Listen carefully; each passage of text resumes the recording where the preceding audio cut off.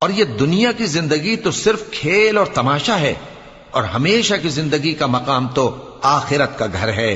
کاش یہ لوگ سمجھتے۔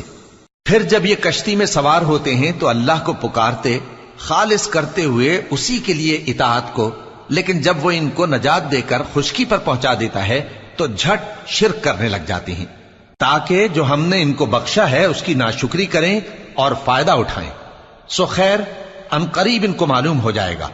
کیا انہوں نے نہیں دیکھا کہ ہم نے حرم کو مقام امن بنایا ہے اور لوگ ان کے گرد و نواح سے اچک لیے جاتے ہیں؟ کیا یہ لوگ باطل پر اعتقاد رکھتے ہیں اور اللہ کی نعمتوں کی ناشکری کرتے ہیں؟ اور اس سے بڑا ظالم کون جو اللہ پر جھوٹ بہتان باندھے، یا جب حق بات اس کے پاس آئے تو اس کی تکذیب کرے؟ کیا کافروں کا ٹھکانہ جہنم میں نہیں ہے؟